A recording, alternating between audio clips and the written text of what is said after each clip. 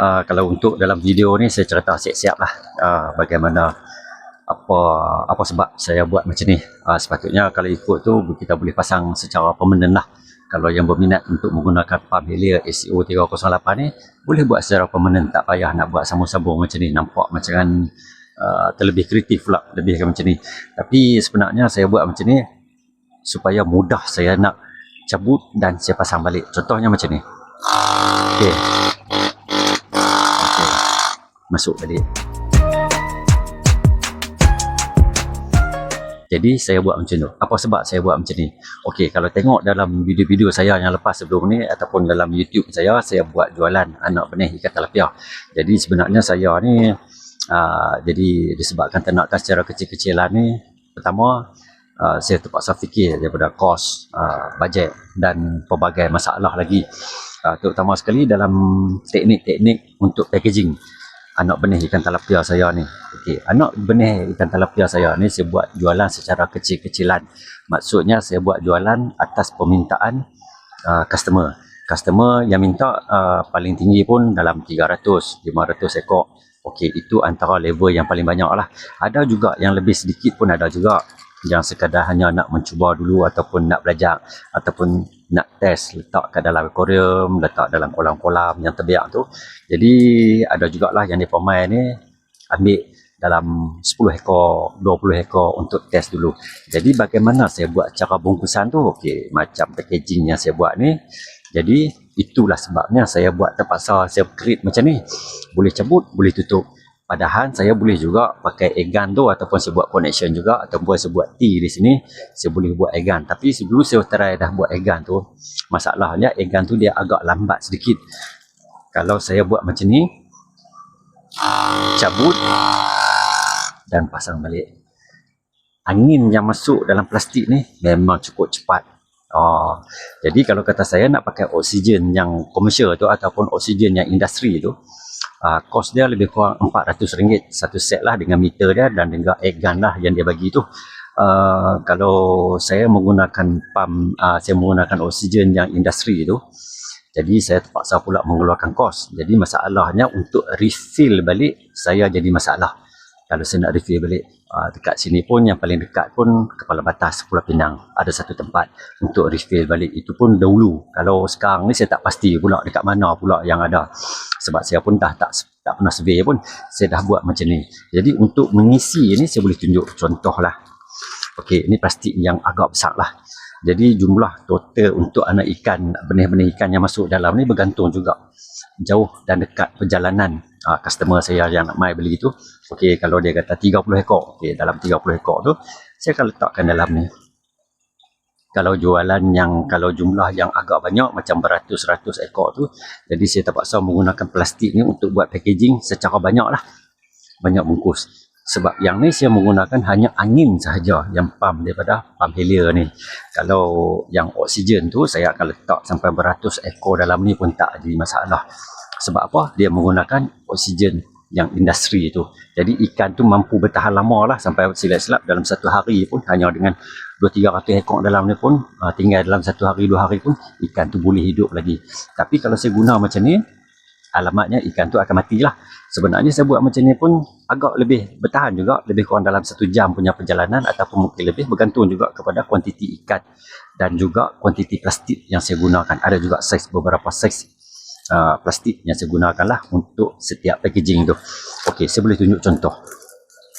Okey, katalah ada orang nak ambil beli, contohnya ada 30 ekor. Jadi saya akan ambil saiz anak benih dalam ni, saya akan masuk dalam ni. Lepas tu okay, ini contoh lah. Kalau korang tengok tengok dalam YouTube saya ataupun video-video saya sebelum ni pun ada jugalah saya tunjuk contoh bagaimana sebuah packaging ni. Sebab ada juga persoalan daripada rakan-rakan tanya macam mana sebuah packaging. Sebab buat jualan anak benih ikan tilapia ni agak magic jugalah. Macam mana nak packaging macam mana. Sebab itu kalau kata ikan yang besar ni, ikan yang agak besar ni, saya lebih syorkan customer saya ni ada juga yang setengah tu dah tahu dah. Mereka akan bawa sendirilah, bekas sendiri. Selalunya mereka akan pakai yang polisterin tu ada lagi satu polisterin tu untuk ada yang customer yang dah janji dah, yang agak lama lah dia sanggup tunggu. Okey, macam packaging macam biasa juga, macam kita balut teh lah, tapi ini ikat semua. Okey, lepas tu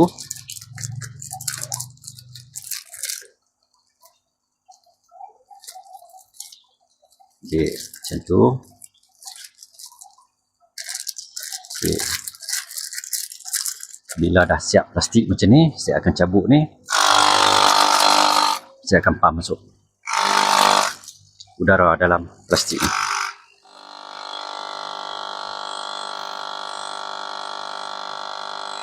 Agak cepat jugalah sekarang ni.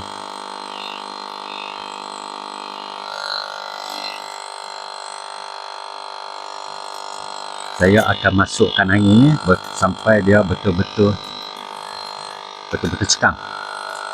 Nampak? Okey, bila dah betul-betul cekang, saya akan rat dia sini. Okey. Okey, macam inilah saya akan buat.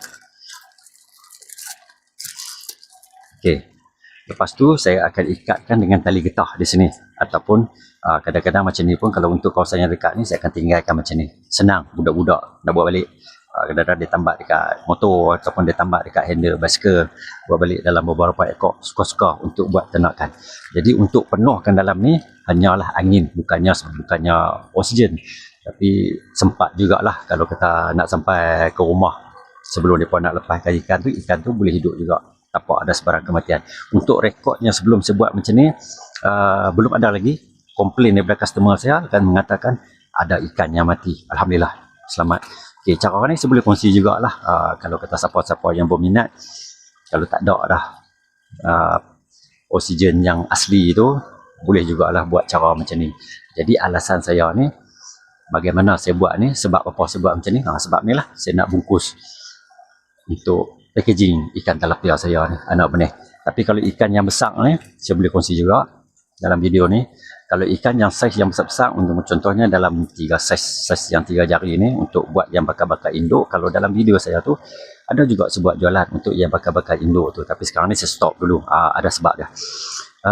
Kalau untuk yang saiz macam ni, saya lebih syorkan untuk bawa portable yang oksigen tu, yang pakai bateri tu. Saya boleh letakkan dalam tu. Sebenarnya kalau kata dalam polystyrene ni tak perlu oksigen pun tak apa, asalkan buka sedikit dan kurangkan air dia, ayak dalam tu bagi kurang sikit, ikan tu mampu nak transport sampai ke Penang, sampai ke Jitra, ataupun sampai ke lokasi yang agak jauh tu, memang tak ada masalah.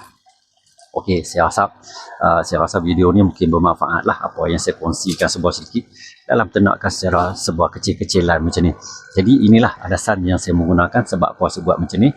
Dan dalam video ni saya tunjuk piping saya yang buat macam ni. Mungkin korang ataupun anda lah ada idea yang lebih bagus. Ini hanya sekadar contoh lah yang saya buat, tapi inilah yang kekal pun dekat saya pun.